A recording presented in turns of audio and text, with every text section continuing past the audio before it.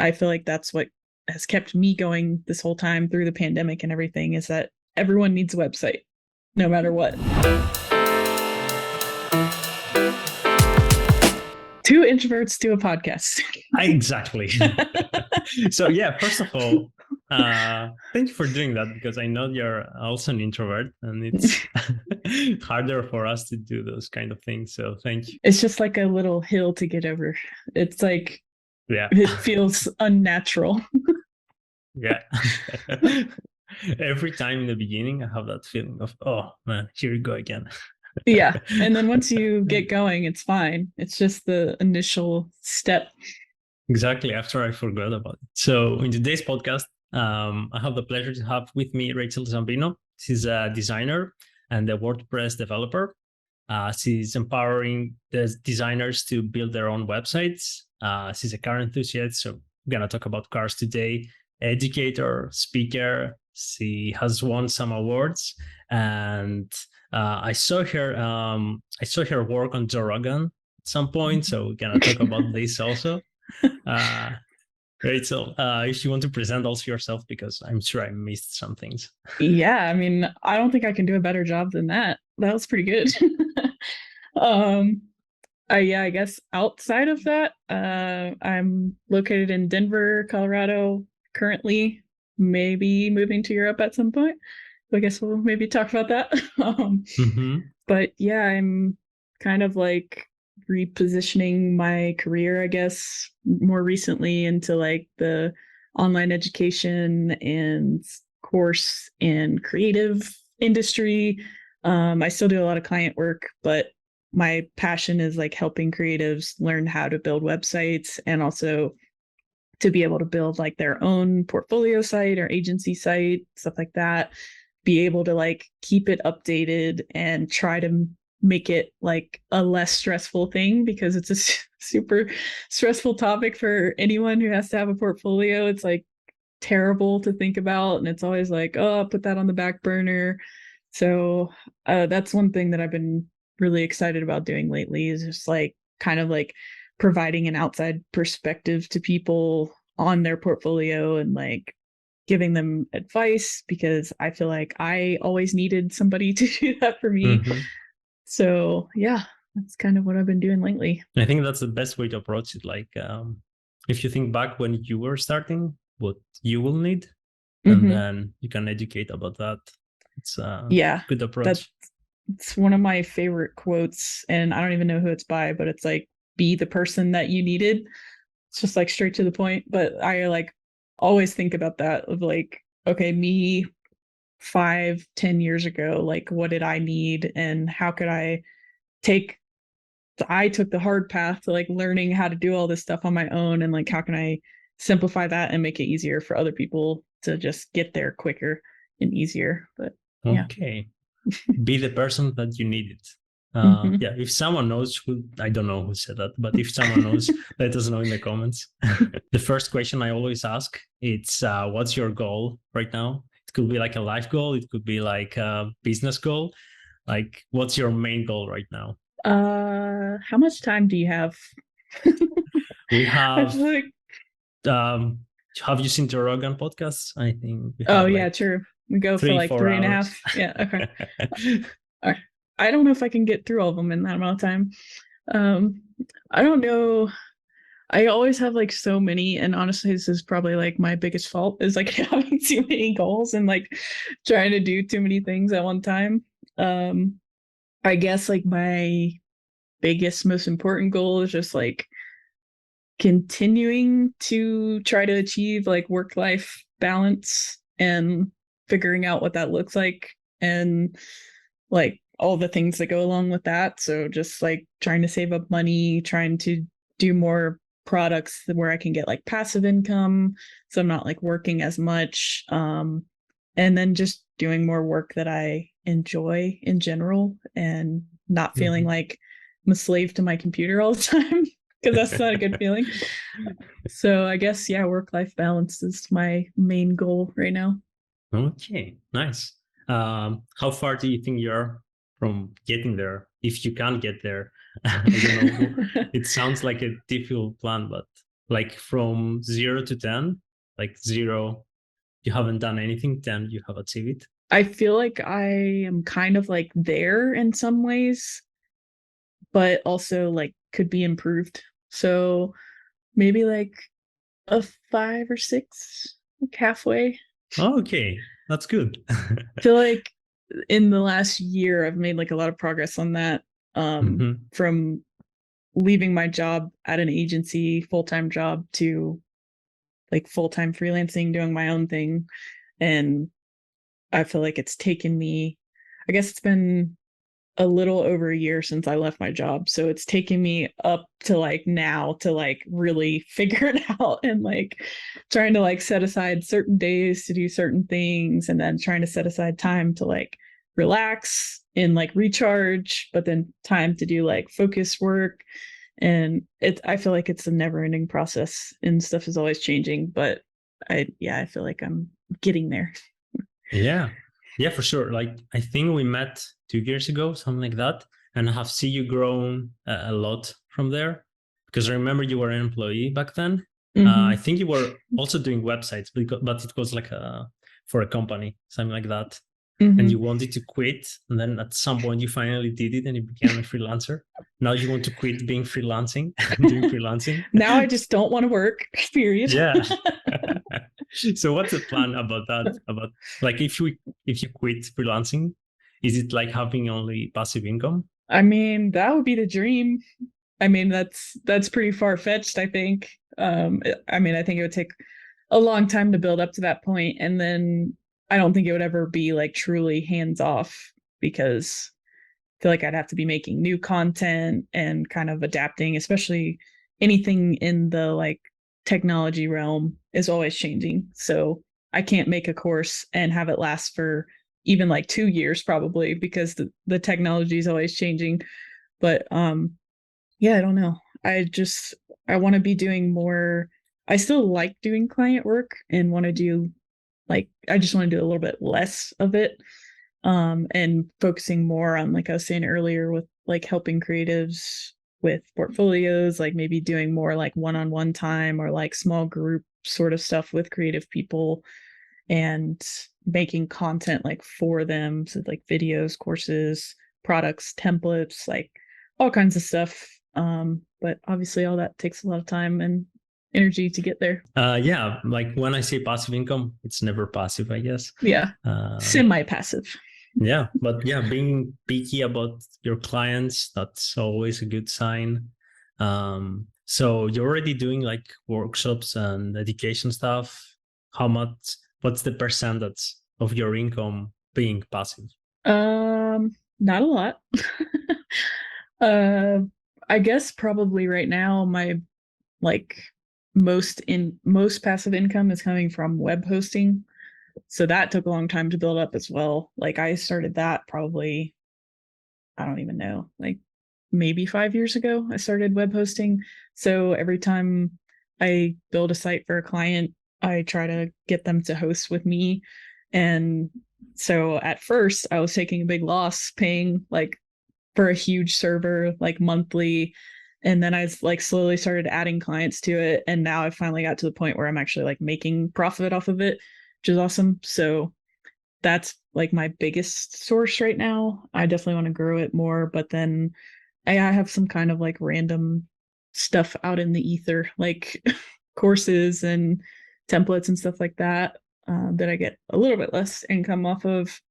It's mostly just client work for right now, but I'm trying to flip that. So yeah, I never thought about web host. Like I knew web hosting is a way to make money, but I never thought it like being like the biggest part of your passive income. So that's great. Yeah, it's kind of like, it's something that I always wanted to do and felt like I was never going to get to the point where I was like finally making money off of it, because it takes a long time to build up like enough clients who are like paying enough monthly to help offset the cost of like the server and everything, but then also to give you income. And it's not like, it's mostly passive. It's probably the closest to passive that I can get.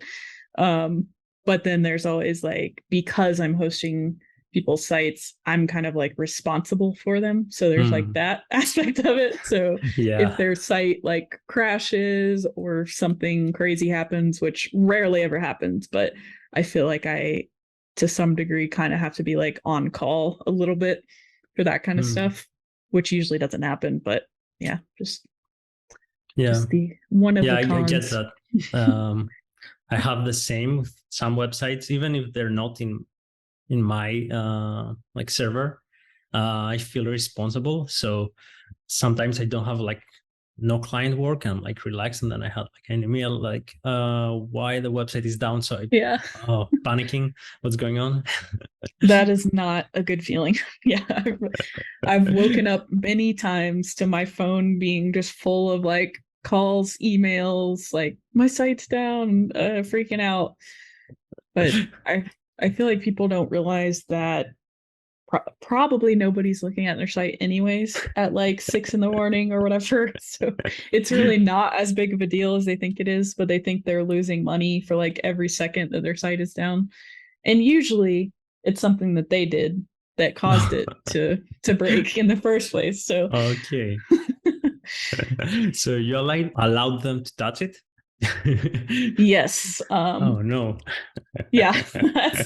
I mean, I actually literally right before this was just talking to a client about this, and they were like talking about how appreciative they are of me like teaching them how to use their site and stuff, because I have a lot of clients that come to me from another developer that are like, so and so built my site, they hand coded everything, now I can't edit it, now I don't know how to do anything with it, and they don't feel like they have ownership of their own site, which is I see. sad. And like I try to do the opposite and like make sure that the client has access to all their stuff, they know how to use it, they can go in there and make like simple edits if they need to change a phone number, change a link, whatever.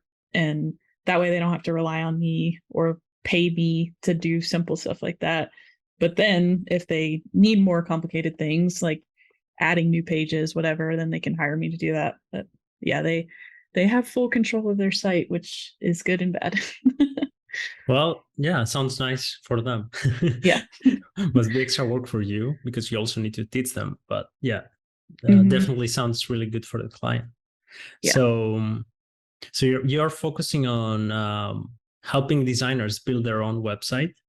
So why should designers build their own website? Well, I guess I would preface that with like, they don't have to.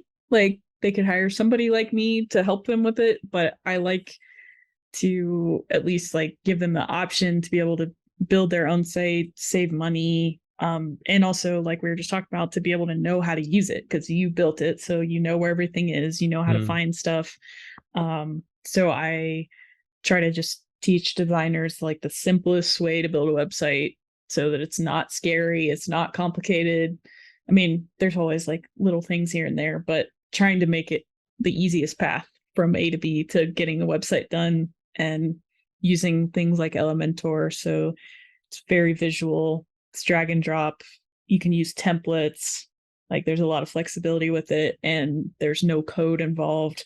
There's no scary like back end involved with it. So I think almost every designer, including me, at some point, we decided to create our website and learn coding or something like that.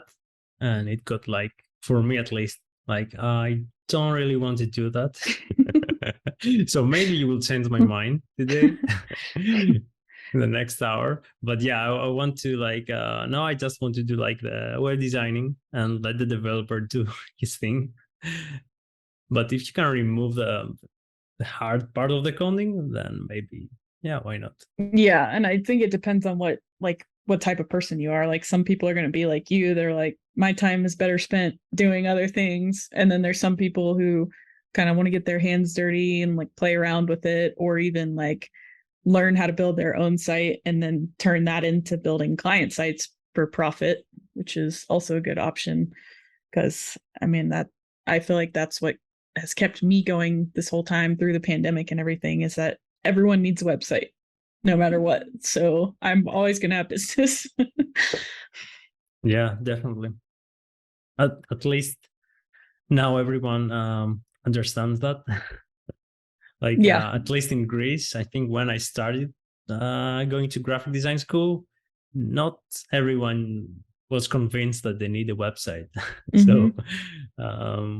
yeah, it took some time here. I don't know how it is in the US. Yeah, it was definitely like that too. I remember a lot of clients coming to our agency at the time, and they were like, I don't really want a website, but I know I have to have one. And we're like all like begrudging about it and just wanted like a simple, cheap website or whatever. But then obviously those are the types of clients that you don't really want to work with because they don't Yeah. understand the value of Mm. branding, marketing, advertising, all that kind of stuff. But yeah, there's definitely like a curve there of people like not really understanding why a website was important because they'd be like, oh, well, I have business cards and brochures and or I have a Facebook or whatever. I don't need a website. Like, no, I think you're missing the point. If I'm like, I can hire you, right, to do my website. Yeah, you should. Um, I will. As a designer, if I hire you, so I want to do the design and you're going to do the coding, or are we working together? Like, I'm guessing if it's not like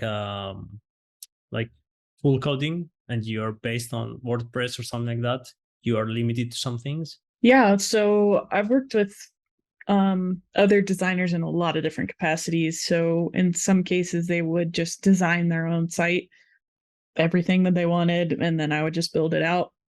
Mm-hmm. Or we would work like collaboratively from the like very beginning. So for every site I do basically brand strategy, but it's website Mm. strategy. It's basically the same thing, but tailored to the website and kind of going through that process with them, figuring out like who their target audience is and how we can like talk to them through the website and like give them the information that they're looking for, kind of going through the whole strategy process, and then like wireframes, mood boards, design, all of that stuff like collaboratively, and then me building up the site. So I mean there's a lot of different ways that it can be done. I guess it just depends on like the comfort level of the person designing, if they feel comfortable designing a website. So I know some people don't because it's like UI UX design. It's totally different than like brand design or illustration or something like that, that might be their expertise and not really web design, and thinking about like the sizes of buttons and like clickable space and like the hierarchy of the content on the page and stuff like that. So Mm. lots of things to think about. Yeah, this way I'm asking because like I have design websites, but if like I'm a new designer and never design a website, I'm gonna probably do like some stupid things that don't work or doesn't make any sense to place them like this. So yeah, I Yeah. want to see like if you're helping them also to go through that. Yeah, usually yes. It's like a collaborative process. Also another issue is like the branding side of things. So I think we all know about working on our own personal brands is the worst. And like just like trying to make decisions and like, oh, what if I pick this color, this layout, and like you're just kind of want somebody to tell you what to do in a way. So I a lot of times I end up being in that role where I'm like taking either doing a new brand from scratch for them or kind of taking their existing stuff and like expanding upon it. I've found that a lot of designers like they have some sort of brand that they work with, but it's usually just like it's like a simple logo and then like one color and then maybe like one font, and that's like all they have. So I'll take that and like build upon it. So we have like two or three fonts to use for like heading, paragraph, call to action, and then a whole bunch of different colors to use for different like topics or whatever, or different like uses, and then building out like tints and shades for each color to use for like hover effects and stuff like that. So yeah, that's what I usually end up doing. That's most helpful to kind of get people out of their own head. Okay, so you also do like the whole package, right? you could do like the design, branding, strategy, and then go to the website. Yep. That's what I prefer to do, just because then we have a solid foundation to build on. And like any design, like having that strategy and discovery time is super important. Otherwise, it's like, what are we doing? Like, we're just building something for the sake of building it. Yeah. Especially, I can remember like clients that they wanted like a website, and if the branding is like crap, the colors are bad, I know that the website is not going to look good, because Yep. the colors already are not going together. So exactly. yeah. And when I was working, so I worked at a web agency for like a little over 6 years, and almost every client was like that. Like they would come to us with a very bad logo, and it'd be like they'd have like one logo file, and it was like a JPEG with a white background. So we have to try to like edit it and like crop out the background, and the file was always super low quality. So and then they had like no other brand assets, like colors, fonts, nothing. So we actually like over time realized we were doing so much extra work just to build them a website, because we'd essentially be building them a brand to make the website look good. Be like picking fonts, picking colors, picking icons, whatever, like expanding on the brand that they had. So then we started charging for that, but at first we didn't, because we were like, well, we're going to build the site, we want to be proud of it, we want to make it look good, so we have to take all these extra steps to get there. Okay. That was my next question, actually. And like, it's good that they brought like at least a JPEG, because in the beginning I remember them being like, oh, you can't download it here, and they will send me a link to their Facebook page. So yeah, definitely been there too. Or when they send it to you in like a Word document, that's truly the worst. I'm trying to remember if I ever got like a Word document. Or my personal favorite is when you say like, no, we need a vector file of your logo, and they're like, oh yeah, I have that, and they send you like an AI or SVG, and then you open it and it's just the image placed into the file. Oh well, I got this a lot, like when designing Netflix titles. Sometimes, like most of the times, it's gonna be a flat design and I need to recreate everything. And sometimes it's gonna be a smart object and you can open it, it's gonna go to Illustrator. I'm like so happy when this happens. Yeah. But half of the time it's gonna be just a JPEG inside of Illustrator. So I'm like, why? Yeah. I mean, it's probably another design in just trolling. Yeah. I cannot think any other reason to do that. Yeah, that's like when you go to like download an image off of Google and it looks like it's transparent, but it's not. Like somebody put the checkered background on it. I'm like, why would you go through the effort to like do that and put it on the internet? So now every time I download something, I'm like trying to like drag it to see if I can see if it has a transparent background or not. Trust issues now. Yeah, so I wanted to ask you, like, because I was thinking every time I don't say good branding, but they want a website, I need to say to them that that's brand doesn't work. We need to build a new one. And every time I have that feeling of, oh, they're probably thinking I'm doing this because I'm trying to charge more. Yeah, I remember one time I just recreated a new logo without even telling them, because I just didn't want to put like the ugly one. So yeah, is it easy to go through that with their clients and tell them that you need a new brand? Are they accepting that? I feel like for the most part they do understand, but I agree, it's always that gross feeling of like, all right, now I feel like I'm upselling them on the stuff that they don't really want. And that's the hard part, I think, is like that they don't really want to invest in the brand or like refreshing it or whatever, because they don't understand the value of it.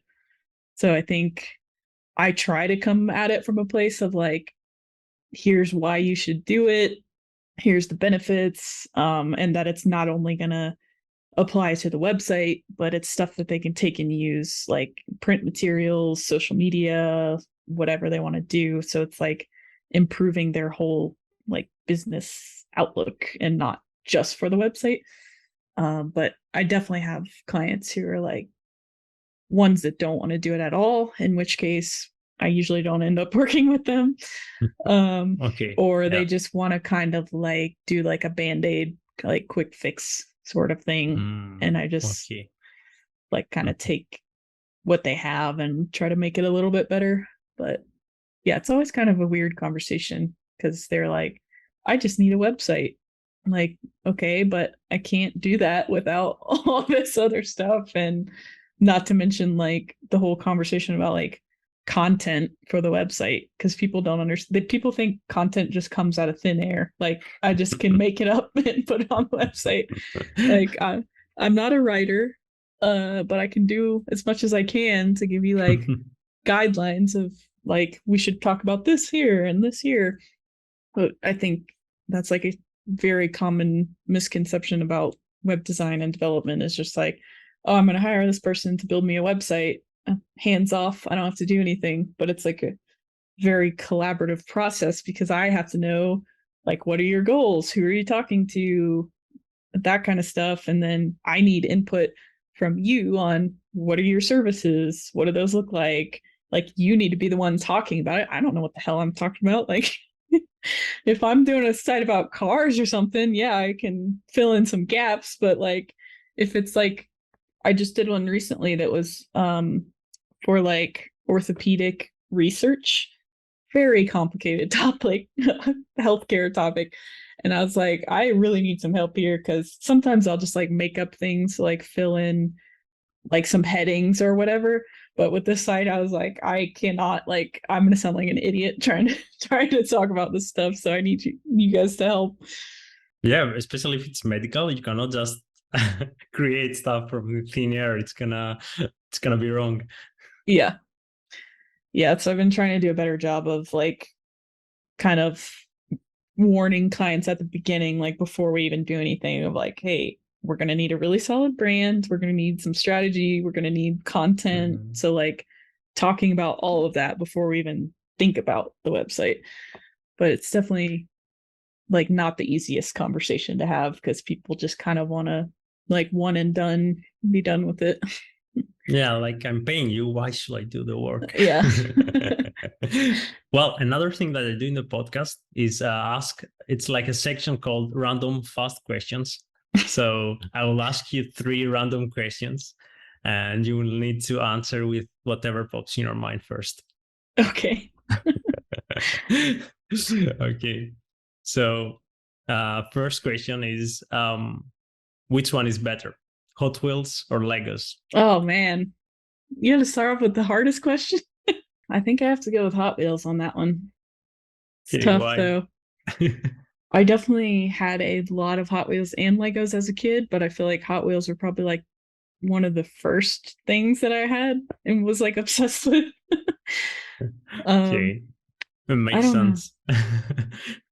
I also think they just have like, I mean, Lego does too, of course, but Hot Wheels has a cool kind of like brand and culture and like are starting to do more stuff like in the car culture community, which is cool. I've seen them collaborating with a lot of like car brands and like going to like car shows and stuff like that, which is pretty cool. Oh, okay. Didn't know that. They have you ever seen that backdrop? They take it to events and it's like the back of a Hot Wheels, like the card that it says Hot Wheels and then it has like the name of the car or whatever on it. That's like on the packaging. Oh yeah, I see. So it's like just that background and you can actually like drive up and like park your car in front of it so it looks like a Hot Wheel. I haven't seen one in person yet, but that's like my life goal is to do that. Nice. An extra goal to add in the list. I'm gonna ask you later on about the next goals because you said you had a lot. If money wasn't an object, what you will do all day? I would still be on the computer a lot, I think. Still be building websites. But I would definitely be traveling more and like working on my laptop at coffee shops all over the world. That's what I see myself doing. Well, first of all, I think it's good that you said you're gonna still working on websites. That means that you love what you do, and it's not just for money. So that's awesome. Working on a laptop or on the board, I think you can still do that. I'm getting there. Okay, cool. I'm gonna ask you also about that. And third question: what is an underestimated skill that everyone should learn? I mean, I'm kind of biased as a designer, but I feel like design or just like basic principles of design goes a long way. Like in terms, I mean, especially for people who have a business, just learning like basic principles of design, like spacing, color contrast, like type, like very basic design principles goes a long way in like making social media posts, making ads, making print materials, like making stuff that actually looks good and is appealing instead of looks like someone designed it who didn't know what they were doing. But also, like, I feel like it applies to so many other things in life too. Like, even if you think about your house or like your room and like how you would lay out like posters or interior elements, like how you would position like furniture and stuff like that. Like, I feel like there's just because I have learned about design, it's like helped me in a lot of other ways and also modifying cars. Yeah, I mean, like even if you're not designing yourself, like having some knowledge around it, I think it's very helpful during your lifetime. So yeah, for sure. Let's go to cars. I know that you have a badass car that you build up yourself. Mostly, yes. What do you mean mostly? There's a certain limit that I get to where I'm like, yeah, I'm not gonna touch that because I feel out of my realm of expertise, like mostly with like engine stuff. But yeah, a lot of the stuff I've either done myself or done with like friends. I just moved to Denver less than a year ago, but when I was living in Florida, we had a pretty good like community of car people and especially people who have the same car as me. So it'd be like, oh, like I've done this before. Let me help you. I know how to do it or whatever. I know like an easier way to do it kind of a thing. And everyone would just kind of like meet up at somebody's house and just like do stuff to their cars, like adding mods or just like doing something like plastic dipping or changing their oil or whatever. Like it's pretty cool, like collaborative environment. So I got a lot of help from people doing stuff like that as well. But yeah, I think I've been doing some like plastic dip to some of it, mostly to cover up some like sun spots. But other than that, I finally got it to like where I want it, and I'm trying to just like leave it alone because I don't want to deal with any more headaches with it. So Okay, I love that you said that about community. That's very important, actually. Yeah, I think I remember a picture of you of on your Instagram. It's maybe old, like having like the same car like 10 times, and I think it was outside your house or something like that. So I am guessing that was one of the meetings. Yes. So it would be, we had it was called Gulf Coast 86, which 86, if you guys aren't familiar with car stuff, is like Toyota's like lineage of cars basically. So I have one of the newer ones, which is, depending on where you are in the world, it has like 80 different names. It's GT86 or FRS or BRZ or some other combination of things.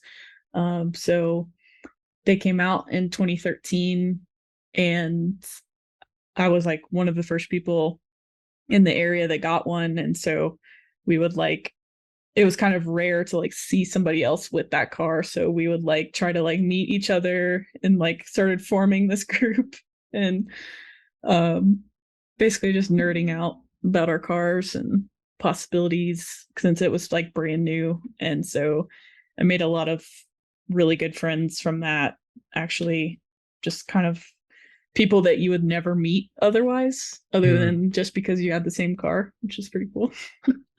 Yeah, sounds pretty cool actually. And Are you racing, drifting, any of those? I haven't like formally like done any like track days or anything like that. I would like to at some point when I reach that life goal of being financially stable enough to have a race car, which is another category of wealth to be able to pay for the repairs and tires and all that kind of stuff. I have a lot of friends who do either race or autocross and stuff like that, like every weekend. And I'm super jealous, but like it's so expensive. It's crazy expensive. So maybe one day, but no, I mean, it's my daily car. So I try to keep it like within reason to where I can still get to the store and whatnot. But most of the stuff I started doing when I first got it was all just like exterior, like aesthetic sort of stuff. And then once I got it how I wanted it to look, then I started messing with the stuff you shouldn't mess with, like the engine, and added a turbo to it and all that stuff. So now I've kind of finally got both of those things done, and I'm pretty happy with it. It's fun to drive, and like I don't like go drifting or anything, but I like to drive it. Like I finally got to take it in the mountains a couple days ago, and that was like awesome. Like the most fun I've ever had with my car ever. So I'm from Florida where there's no mountains. It's flat. It's boring. There's so no you had like those twisty roads that goes up. Okay, cool. Yeah. You should bring it. I don't know how you can bring it into Europe to go to the Alps, but yeah, that'd be awesome. So is this your dream car, or do you have another dream car? I have many. Okay. I would say like I definitely at one point when I was younger and like saw the car like coming out and saw like prototypes of it and stuff, I was like, this is my dream car, like within reason that I can like afford. And I love the car. Like I've had it for I think like 9 years now, and I don't like I've toyed with the idea of selling it just to give myself freedom to like go to Europe and do whatever I want. But I don't know if I can actually do it. It's like my child. But yeah, it's like my dream car, like attainable dream car. It has everything. Like it's fun to drive, it's comfortable, like it's reliable, and it looks the way that I want it to look. But beyond that, if money was no object, I would probably have a Lexus LFA, which is kind of like my car on steroids. Or like my dream would be to have a custom RWB Porsche from Nake-san, and like be able to like get the car and then like choose to like everything I want to customize it, like the color, the wheels, the wing, like all that stuff. Sounds pretty cool. So are your neighbors happy about your car? Probably not, no. Well, since I moved out here to Denver, my car's in a parking garage, so it's not like as annoying because it's kind of like muffled. Like, I mean, it's loud, but nobody's like in the garage really. But before I had a house, and I know for sure, like, especially when I was working at the agency and I was actually getting up early and going to work, they were probably not happy.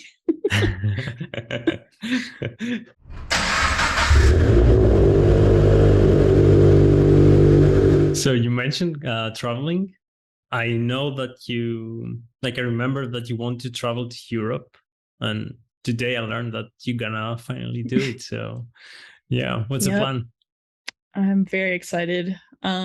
So the plan is a plan, but a loose plan, because I want to be able to just kind of like see how I'm feeling, see if I want to stay in like certain areas longer, or if I just get exhausted from traveling and want to come home, who knows? But basically doing like my dream trip of like hitting almost every country in Europe, starting in Amsterdam and then kind of going around Germany, Czech Republic, Austria, back to Germany, down to Italy. And that's like a group trip. that I've planned. And then from there, I'm just going to kind of like wander around and see Mm-hmm. what I want to do. I want to hit like, it'd be cool if I could meet up with you somewhere or possibly go to Yeah. Greece. Yeah, if you can come. Otherwise, Italy is pretty close. Maybe I Eh, can fly and meet you. yeah, be fun. I also want to hit Portugal if I can because I know a couple people there, and then the places that I want to check out to like potentially one day live in would be like Portugal, Switzerland, Amsterdam. Kind of want to like get a better feel for those areas, or Germany. Germany and France are the only places I've been to so far. So a lot of exploring to do. Yeah, I'm gonna do a similar thing to train traveling by myself, and it's gonna be probably mostly Central Europe. But I also want to travel to Portugal. I never been there, but I hear it's very nice. They have very good food, so yeah, definitely want to visit there. I've heard it's in very high demand. So there's like a lot of people moving there right now, which is like making the prices go up for everything. But it seems like a cool place to, it's kind of like, well, what was surprising to me was that it's such like a surfing town. Like, Mm-hmm. it doesn't Yeah, seem like, it's in the ocean, so yeah. yeah. But yeah, I want to hear what your dream car is also. Oh, I don't know. It's a hard one to pick. Like in a cheap car when I was very young, I remember I liked the RX-8. I don't know. I just like the way that it looks Hmm. without any modification, I guess. Yeah. And I like the doors that open like this. I don't know why. I just like them. It was a closer thing to a Lamborghini, I guess. Yeah. uh, now, like, if you have money, I don't know. I don't want to say like the classic stuff like Ferrari and a Lamborghini or a Bugatti. I like to pick like one of each category. So like an exotic, and then maybe like a classic car, and then maybe like a family car, like daily driver, or like a truck or SUV or something practical. Like if you That's a could have good like a tactic. garage of cars. Yeah, that's a very good tactic. Yeah. I also like the Tesla. I tried to drive the Tesla. I know that if you're probably into I cars, would you have, don't like it. if I could keep my car so that I have the pollution vehicle and then I have my Tesla that drives for me, I think that would be awesome. Mm.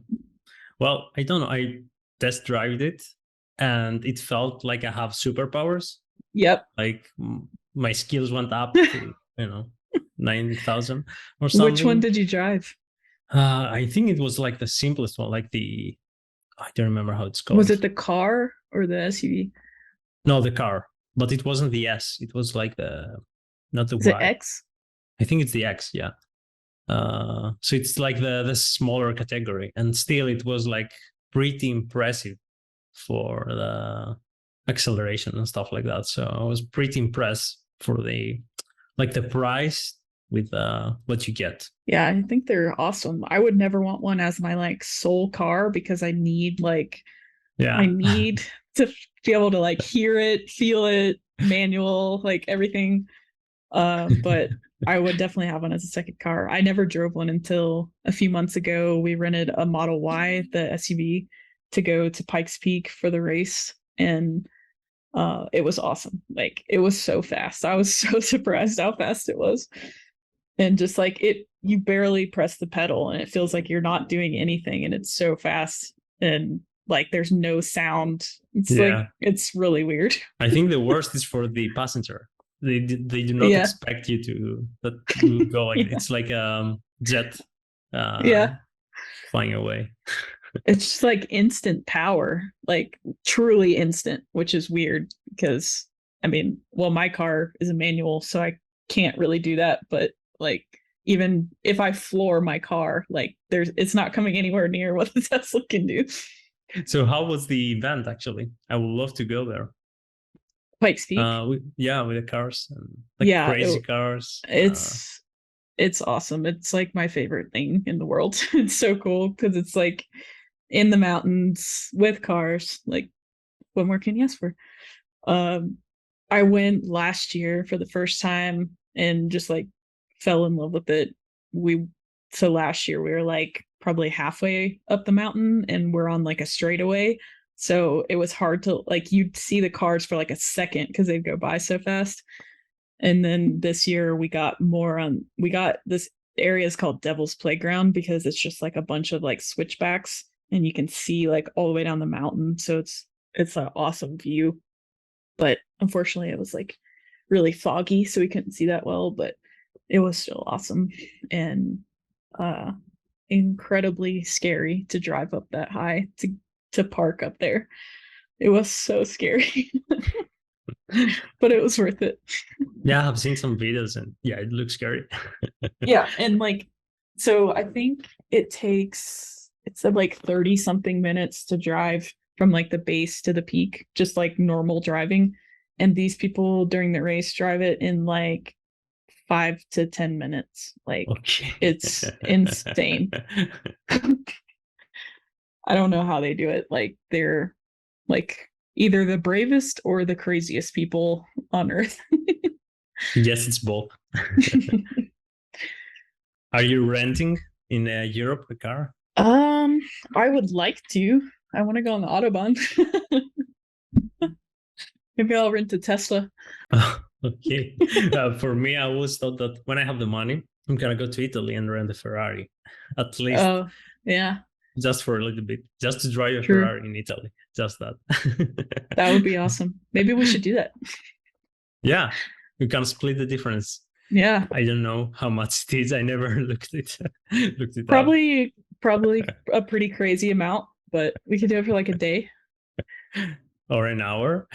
Yeah. Yeah. I think I would be kind of scared, honestly, to drive it. That it'd be like scared I'm gonna mess it up or something. Yeah, me too. If it's not mine, I have that fear of I'm gonna break it. And you're traveling by yourself. Is it something that you're like okay to do? I grew up watching movies like Hostel and Taken, so I have that in the back of my mind.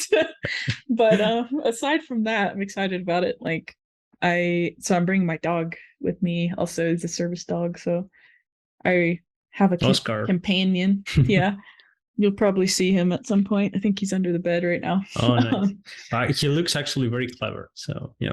Yeah, he's a good boy. So won't be totally alone, but yeah, I'm excited to do it by myself just because I'm gonna be like working at the same time too.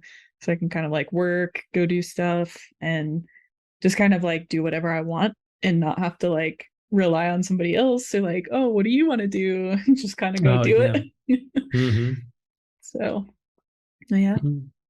Well, you need to ask Oscar also what he wants to do. Yeah, that's true. Did he finish up his training or he's still going? He's still in it. So he has his test this weekend for the second like group of classes, and then he has a couple more weeks. So by the time I leave, he'll be done with it. But yeah, this weekend he gets his little graduation cap in the picture. Oh, cool. So. I didn't know they do that. Yeah, it's adorable. That's cool. So what's the main thing that he learns? So just his general training is just behaving, essentially, like being able to be in public and not be distracted by like other dogs, other people, not barking, like not jumping on people, general commands like when to sit and stay and walk, and just do kind of basic stuff like that, which takes a long time to get all the basics down. And then for the service dog side of things, like he's able to help with like anxiety and panic attacks and stuff like that. So there's different things that he can be trained to do. So like he can be trained to like apply pressure to like your chest to either like lay on you or yeah. Wow, that's awesome. Yeah, so if you have a panic attack or if you're like really stressed out or something, he can, it's almost like a hug, but also like distracting you from the thoughts also to kind of like break you out of it. So yeah, there's a lot of different stuff that he can do, but Wow, that's really cool. Yeah. I know you have like a pre-recorded course called Zero to Launch. It's a DIY website building course, something like that. Hope I got this right. Yeah. Yeah. So what's the main thing that people are gonna learn when they buy that? So that course specifically is literally like what it's called, from zero to launch. So it's like going from nothing to having a website built. So it shows you like I go into some of the basic stuff that you need to know when building a website. So like what's hosting, what's an SSL certificate, like some of the like technical terms that you just need to be like familiar with. So I go over some of that kind of stuff and then go into actually like setting up hosting, setting up like a demo site, adding Elementor to it, like how to use Elementor and WordPress together to build a site. And yeah, pretty much that whole process, going from like a blank page to actually like building something out, and then the process of launching it and like getting your domain, pointing it to your site, how to buy a domain, all of that stuff. So it's based on WordPress. So there's like a million different platforms for people to choose from. There's Squarespace, Webflow, Wix, WordPress, all these different things. So this one is WordPress specific. And I've used WordPress for like 10 years now, and it's just the most customizable, most flexible option. Whereas some of the other ones you get kind of like boxed into like their templates or their framework or whatever. So I just like to use WordPress, and I feel like it's a little bit more of a process to set up in the beginning, but it's worth it because of the options that you get with You it. get more freedom Yeah. later on. Mm-hmm.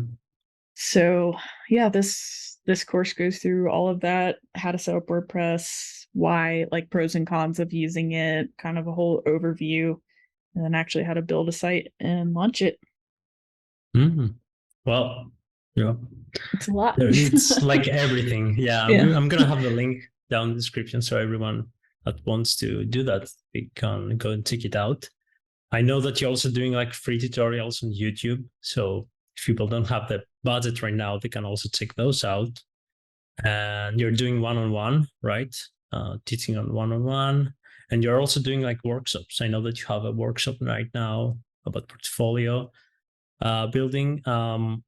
I don't think the podcast will be out before the workshop, but again, I will have the link so people can. I'm guessing you're gonna do more workshops like this one, so they can check out Yeah, more about that.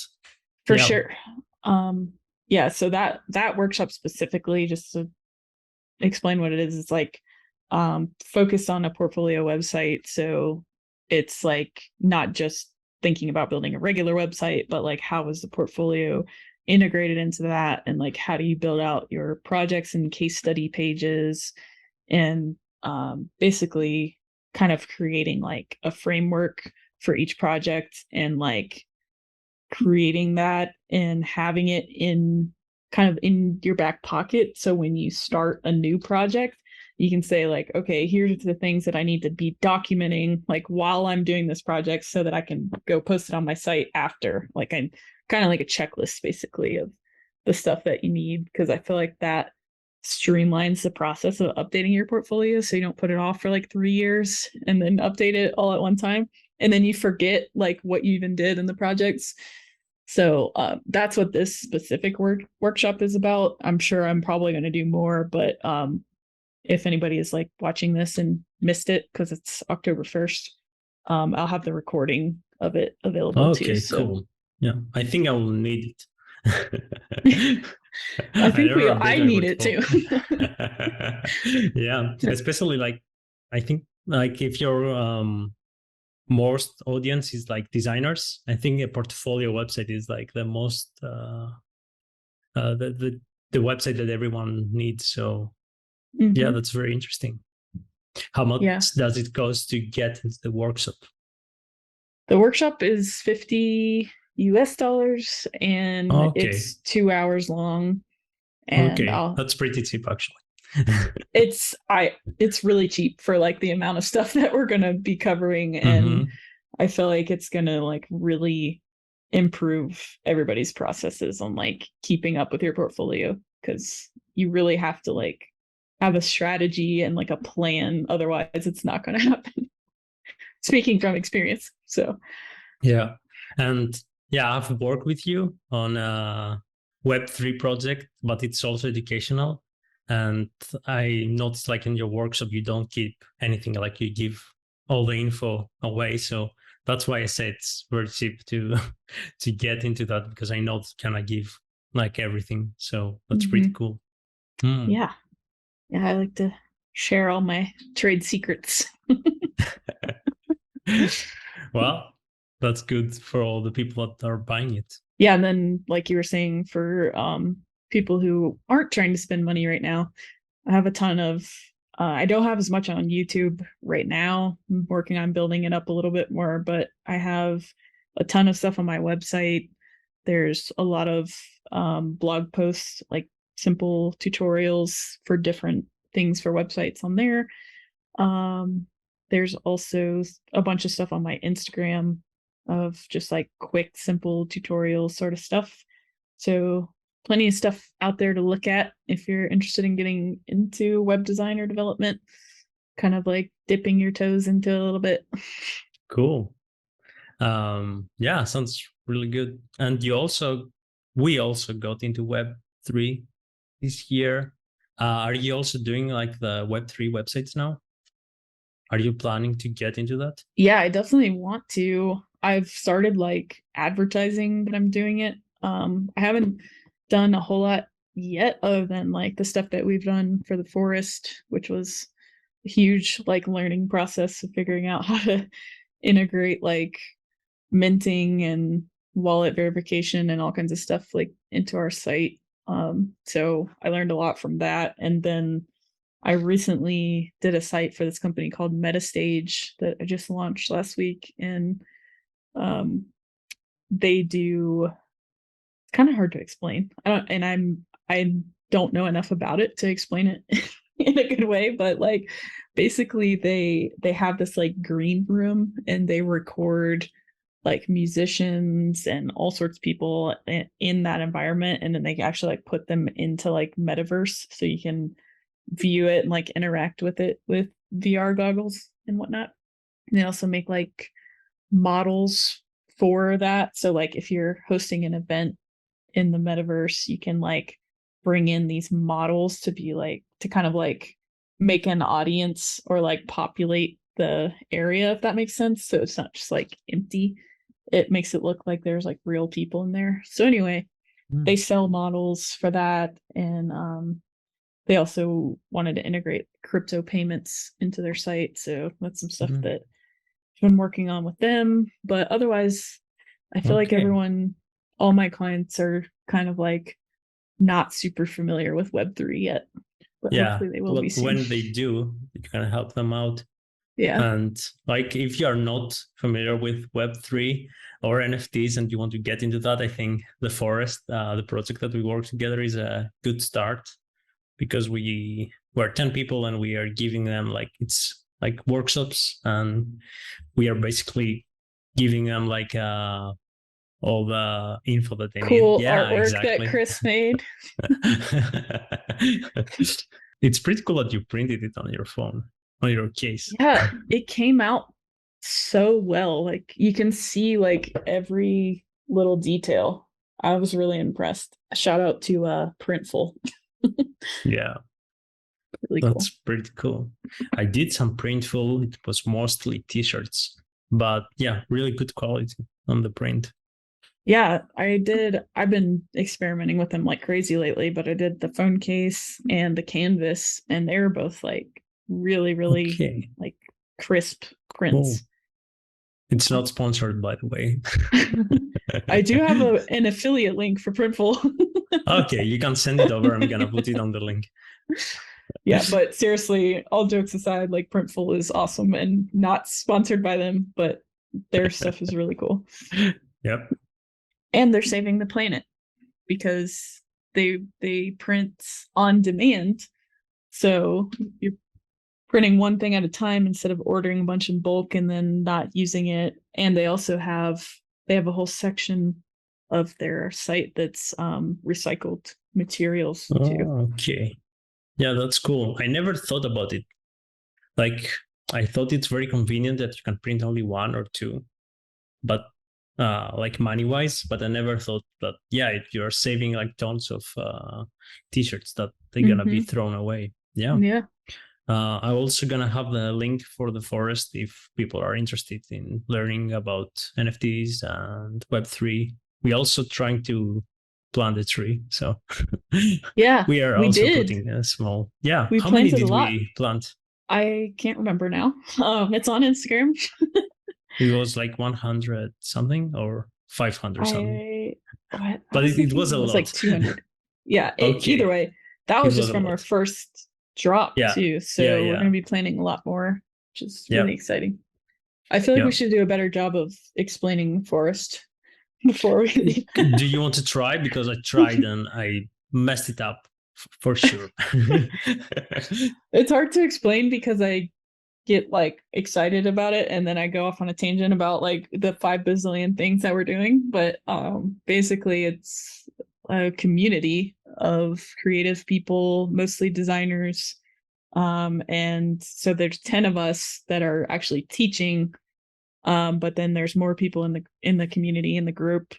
So basically we're doing education around Web3 and NFTs and how creatives can kind of like step into Web3, learn how to make NFTs, how to sell their artwork, how to build communities around their artwork, and kind of like essentially the whole process of building a brand in Web3, because that's what we did with the forest. And so we like documented our process and then kind of like made that into workshops for everyone in the forest. So we went through literally everything from like coming up with your idea for your art to like some brand strategy stuff, identity design, web design, the NFT art design that you did, and how to like build those files out, and then how to actually make them into NFTs and sell them, and kind of like automate as much of that process as possible. But yeah, there's a lot of stuff happening in the forest. A Yeah, I lot of think knowledge. you nailed it. Good job. Maybe Forest should sponsor this video. Yeah. But yeah, definitely check it out if you're interested in even just kind of like dabbling in Web3, because we have like you can be in the forest for free and be part of the Discord and the some of the stuff that we have going on, or we have a paid cohort that we do. So we just got done with the first one. Second one's going to be coming soon, and that's some more intensive. Like, so our first one was it 6 weeks? I Yeah, think. yeah. 6 Of a weeks. No, small. 7. Oh yeah, it was 7.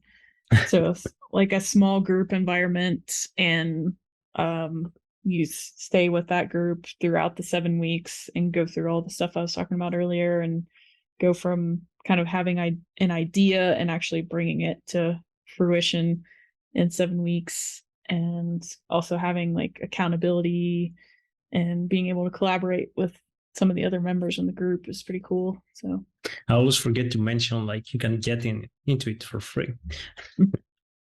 yep. Yeah. Well, I was watching Joe Rogan Experience the other day on YouTube. It was Roy Jones, the boxer, and they were talking about your website. Actually, Joe Rogan was impressed by your design. So, what's going on there? What is going on there? I feel like that's an alternate reality situation that happens. Like that was so crazy, and it still doesn't feel real that it actually happened. And it was like a year ago, I think. Um, yeah. So if you guys don't know Roy Jones, he's like one of the most famous American boxers of all time, and he's from Pensacola, which is in Florida, where I'm from. And so the agency that I was working for is in Pensacola, and his wife reached out to us for her new brand that she was starting, which is called She Warrior. And so through the agency, we ended up doing a whole brand strategy, brand identity, everything for She Warrior, and then built them an e-commerce website as well for all of her merch. And so Roy ended up being on Joe Rogan, and he actually gave her a shout out talking about She Warrior and like all the stuff that she's been doing, like promoting female boxing and all that stuff. And so of course Joe's like, Jamie, pull it up. They pull up the website and they actually showed it, and Joe got to see it, and he was reading out like the copy that we had on the website that one of our collaborators wrote, and just like I think he made like some like noise at the end that like he was like impressed by it. Like, all right. And that came completely out of nowhere. Like I didn't know the podcast was happening or anything, and I didn't know that they were going to talk about it. And I was just at work one day, and the guy Stephen Gray was our photographer for all the She Warrior stuff. He's like, holy shit, it's on Joe Rogan. I'm like, what are you talking about? And he's like, sends me the link to the video. He's like, go to this minute or whatever. And I like almost fainted, I think. It's like, is this really happening? That sounds awesome. Yeah. Wow. That was pretty cool. Just being in the right place at the right time situation. Just luck. Well, luck is subjective. But yeah, good job. Yeah, it's pretty cool. So I wanted to ask you also about, I know that you started computer science way before design. So was it like in your plans to do like websites from the beginning before getting into design? Was actually computer science any helpful to web designs? No.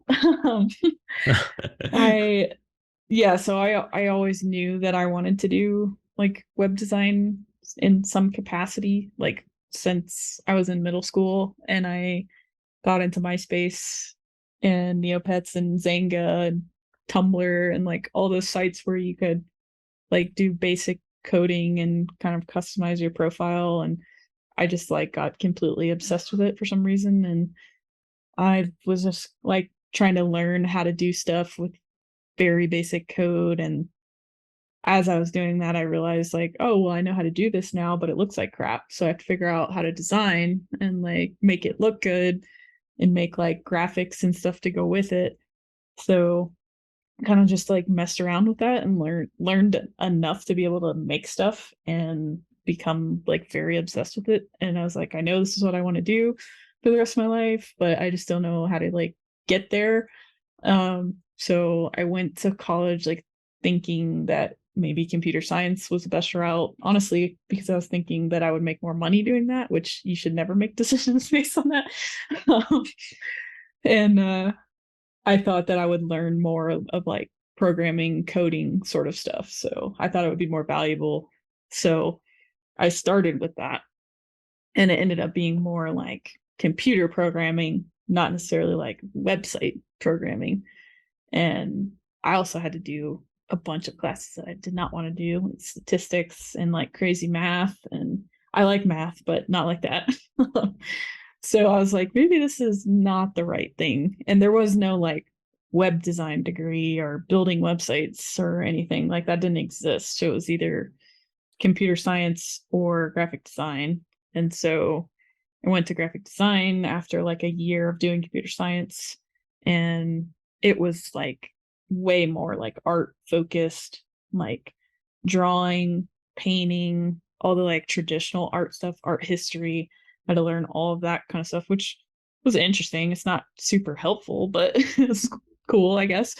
So I kind of like mixed the art courses with like some computer science courses and just kind of like made my own path sort of. And honestly, like school was not very useful in what I do today. So sometimes I'm like, was that a waste of time? But like, I don't know.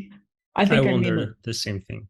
yeah, I think like the actual education part of it wasn't that useful, but like outside of that, like making connections with people and like getting internships and stuff like that, it definitely was. But yeah, so that's what I ended up doing. And then I just like did web stuff in my spare time and just like experimenting with it. And then I think the first client I had was like, I was like halfway through school. I somehow convinced a couple people to let me build stuff for them, even though Oh, I didn't okay. really know what I was doing.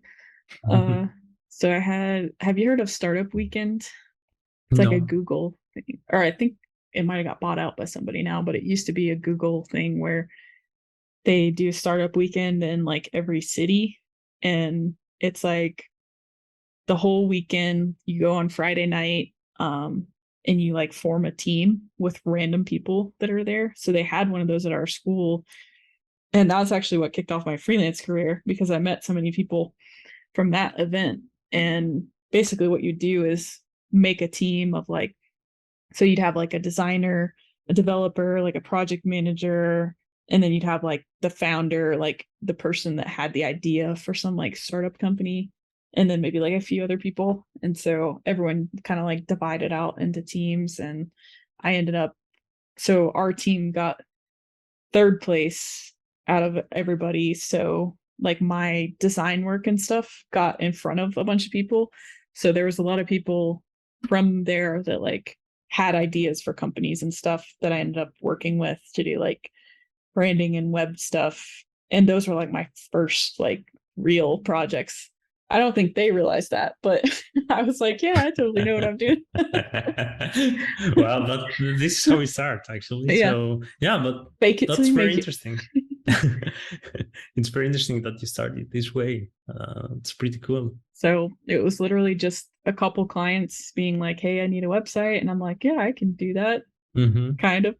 And I'm gonna figure then, it out. yeah, just having to figure it out on the spot. And then I just kept doing more and more projects like that and learn a little bit more every Hmm. time. So, I think, like, even now, when I get a project that I don't feel comfortable of, like, I don't know what exactly I will be doing, um, in terms of the, of the process. It's the projects that I learn the most new mhm, things. So those are for also sure. interesting.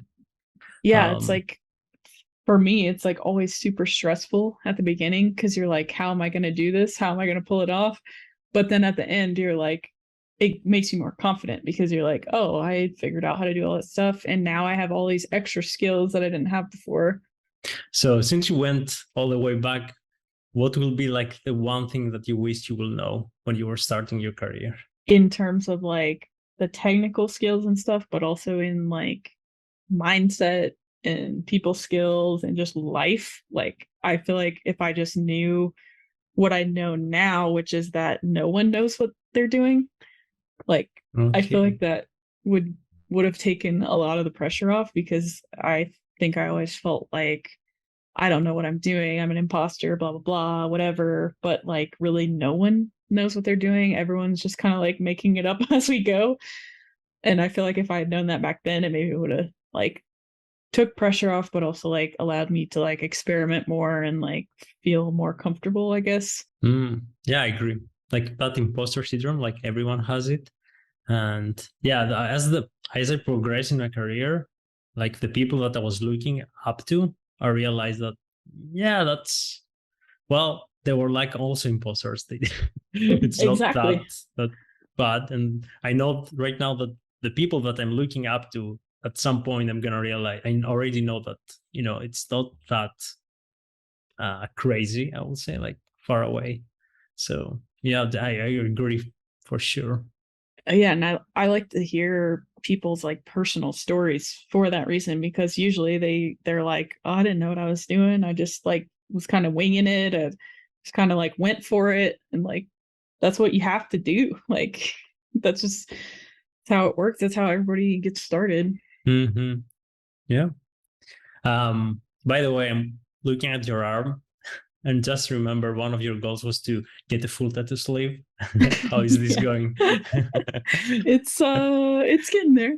It's like Nice. 3/4 maybe. Okay. Well, it's the last one, the newest one. Yeah. Oh, The cool. whale shark. Can't really see all of it, Nice. but Yeah. it's very detailed. Yeah, it's my favorite one so far, even though it's just black and white. But yeah. I have a couple more planned, but that's gonna be whenever I get back to Pensacola after my Europe trip, Okay. hopefully. You have a specific artist that you Yeah. have? Oh, okay, cool. Yeah. Well, I've had actually 3 people do tattoos on me so far. But 2 of them, like one of them apprenticed under the other one, and they have like similar styles. So I've kind of used like both of them for most of my stuff. This guy's Chauncey in Pensacola. He's awesome. So he's gonna do my next one, which is gonna be a do you remember like the original Mac desktops that were like Oh, clear? yeah. And they had like Everything neon was clear colors. back then. Yeah. It was awesome. We need to go back to that. So I remember we had those in the computer lab of my like elementary school, and they were like neon colors, like all different colors. And we did what was it called? It was like, did you guys have Kid Picks? It was like No. it wasn't like Microsoft Paint. It was like a little bit more advanced, but we had that program, and I feel like that is like one of the things that like got me into design at like a really young age, like subconsciously. And so I wanted to get a tattoo of one of those Mac computers, the clear ones. So I'm getting one of those, and around it it's gonna say, so are you familiar with Pitbull, the rapper? Oh, yeah. And how he calls himself Mr. Worldwide all the Yes, time. yes. It's kind of like a play on that. I was gonna put Mrs. Worldwide, so it's like Oh, Worldwide okay. Web, but like Okay. I got it. That's cool. Yep. So that and a few more, and then I'll have it filled in. But yeah, that was on my bucket list for 2021, I think, but didn't get accomplished. Well, that's okay. Yeah. What are the goals? That's the last question. What other goals do you have? I said that I'm gonna ask you, so First, win the lottery. okay. Sounds like a plan. So how are you gonna do that? First, I have to play the lottery in order to win. I think that the plan in order to win the lottery is not to play, but yeah, I don't know. Maybe I'm wrong. Yeah. So I don't know. I guess like I said at the beginning, just like trying to get more passive or semi-passive income that will give me more freedom, not only to like, I don't just want to sit around and not work, like that's not my goal, but like to be able to produce better work, less work but better stuff, and also be able to spend more like one-on-one time with people or small groups of designers is kind of my end goal. Just doing more courses, more educational stuff, putting out as much content as I possibly can, and getting Oscar fully trained so I can take him to Europe with me and work and travel around Europe at the same time, which has been pretty much my life goal forever. So I'm excited about that. But I guess that's it. Sounds exciting. Where people should connect with you? I will have all your links down in the description. What's the best place for people to connect with you online? Probably Instagram, on there the most, and then my website. I try to keep updated with like blog posts and videos and whatnot. Yeah, probably those two, or LinkedIn. I post some like business related stuff on there sometimes. But yeah, probably mostly Instagram. It was pretty amazing having you in the show. Hope to have you in the next years, and you have checked all those bucket list goals. But yeah, thank you so much for being in the show. Yeah, thanks for having me. Appreciate it. Yeah. It was fun.